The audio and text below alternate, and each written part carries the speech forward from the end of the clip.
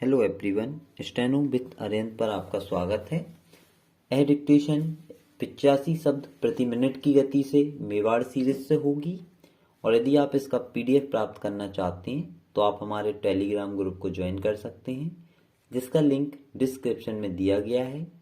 इसके अलावा जो भी इंफॉर्मेशन हम आपको देना चाहते हैं सर्वप्रथम वह हमारे ग्रुप में ही प्रोवाइड की जाती है, तो आप हमारे ग्रुप को ज्वाइन जरूर करें और वीडियो को ज़्यादा से ज़्यादा शेयर करें, चैनल को सब्सक्राइब करें, नोटिफिकेशन की घंटी ऑन करें ताकि आपके पास सबसे पहले इन्फॉर्मेशन पहुंच सके।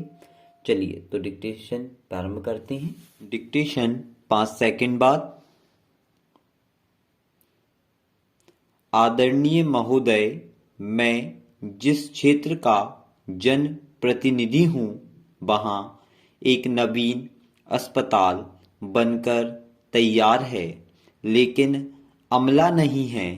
अमले के अभाव में बीमार जनता बहुत परेशान होती है। कई व्यक्ति इलाज के अभाव में बीमारी के शिकार हो रहे हैं। अभी तक चिकित्सालय में अमले की पदस्थापना नहीं की गई है। वास्तविक रूप से वर्तमान में अस्पताल का कार्य प्रारंभ नहीं किया गया है। वहां डॉक्टर, ड्रेसर और अन्य अमला तत्काल नियुक्त किया जाए।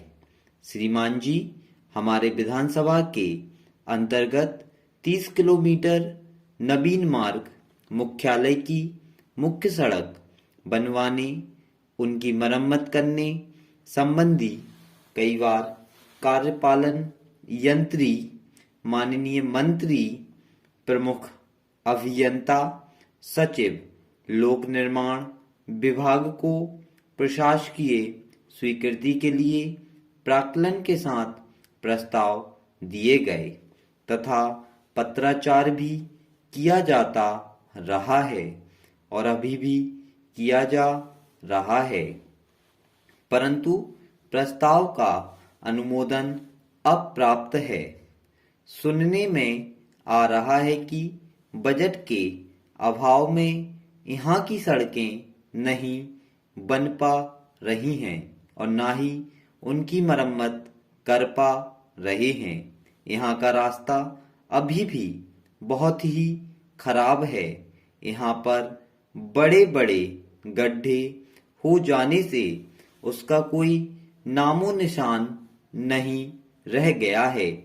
अच्छी सड़क न होने के कारण राहगीर एवं रहवासियों को आने जाने में बड़ी परेशानियों का सामना करना पड़ रहा है। यहाँ कोई न कोई दुर्घटना अक्सर होती रहती है। विभागीय लापरवाही, उदासीनता के कारण ग्रामवासियों में विभाग के प्रति भारी असंतोष है। कृपया मंत्री महोदय ध्यान देने का कष्ट करें। सभापति जी, मेरा निवेदन है कि प्राथमिकता के आधार पर प्रस्ताव अनुमोदित किया जाए, अच्छी सड़क बनाई जाए ताकि लोगों को किसी प्रकार की परेशानी का सामना न करना पड़े। अध्यक्ष महोदय, विरोधी दल के नेता जो मेरे परम मित्र हैं, उनके जिले में नील और बनगाय का भारी प्रकोप है। वे एक एक दिन में कई हेक्टर फसलें चौपट कर जाती हैं। मुआवजा देने के लिए नियमों में प्रावधान किया जाए ताकि किसानों को हुई हानि के एवज में मुआवजा मिल सके। मेरे विधानसभा क्षेत्र में 2 से 3 हजार वन गाय घूम रही हैं। प्रतिदिन किसी न किसी किसान की बहुमूल्य फसल चौपट कर रही हैं।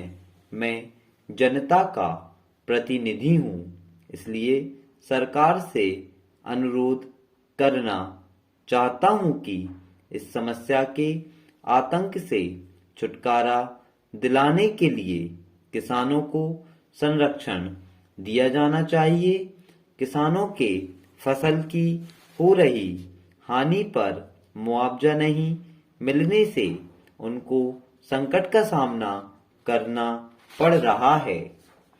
अंतर्राष्ट्रीय महिला सम्मेलन को लेकर भारत सरकार ने चिंता व्यक्त कर गैर सरकारी संगठनों को अपने विश्वास में लेने की भरसक कोशिश कर रही है और उनसे साफ साफ कह दिया गया है कि जो कुछ कहना है यहीं पर कह लीजिए, वहां पर जाकर हमको एक स्वर में बात करना है।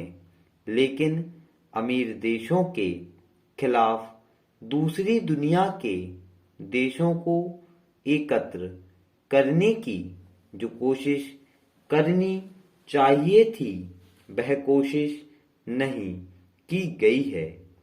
हो सकता है कि वहां पर इन मुद्दों पर आधारित सहमति एक हद तक हो भी जाए। आज हमको अमीर देशों से अपने अधिकार सुरक्षित रखने की बहुत जरूरत है। मैं निश्चित तौर पर कह सकता हूं कि महिलाओं से संबंधित सामाजिक मुद्दों के बारे में हमको तैयारी कर लेना चाहिए। एकत्रित सभी महिलाएं सम्मेलन के बारे में कुछ बोल रही हैं। आपको उनकी बात सुनना चाहिए। वैसे मेरे विचार से अंतर्राष्ट्रीय सम्मेलन पूरी तरह से बेकार नहीं होते हैं, बल्कि विचार विमर्श और आदान प्रदान का महत्वपूर्ण मौका होता है। अंतर्राष्ट्रीय स्तर पर उत्पन्न विरोधाभासों के इस दौर में निश्चय ही सम्मेलन में इससे ज्यादा कुछ होगा। फिर भी इसमें जो तय होगा वह हमारे देश के भाव, सामाजिक आर्थिक कार्यक्रमों पर निश्चित रूप से असर डालेगा। अंतर्राष्ट्रीय महिला सम्मेलन की तैयारी का अंतर ही इस बात की पुष्टि के लिए काफी है। आपको अच्छी तरह से याद होगा कि सन 1975 में एक छोटा सा प्रतिनिधि मंडल मैक्सिको गया था। फिर सन 1985 की महिलाएं भी नैरोबी भेजी गई थी। मैं अनौपचारिक तौर पर कह सकता हूं कि अब तक चीन में 10 साल के भीतर सरकारी प्रतिनिधि मंडल की संख्या कम से कम 100 से ऊपर हो चुकी होगी। इसमें से संयुक्त राष्ट्र संघ का पैनल अलग रखा गया है। आज हमारे लिए खुशी की बात है कि भारतीय महिलाएं बहुत से अंतर्राष्ट्रीय संगठनों का प्रतिनिधित्व कर रही हैं। इस सम्मेलन में सरकारी संगठन के अतिरिक्त गैर सरकारी संगठनों की 2000 महिला प्रतिनिधि वहां पहुंच चुकी हैं। इस सम्मेलन में विदेशी दानदाता एजेंसियों के माध्यम से ग्रामीण स्तर तक की भारतीय महिलाओं ने भाग लिया था। मैं महसूस करता हूं कि भविष्य में इन महिलाओं की ओर से उठाई गई आवाज का निश्चित और सोचा समझा असर जरूर पड़ेगा। स्टॉप। यदि आपको वीडियो अच्छी लगी तो वीडियो को लाइक करें, चैनल को सब्सक्राइब करें और ज़्यादा से ज़्यादा लोगों में शेयर करें। Thank you.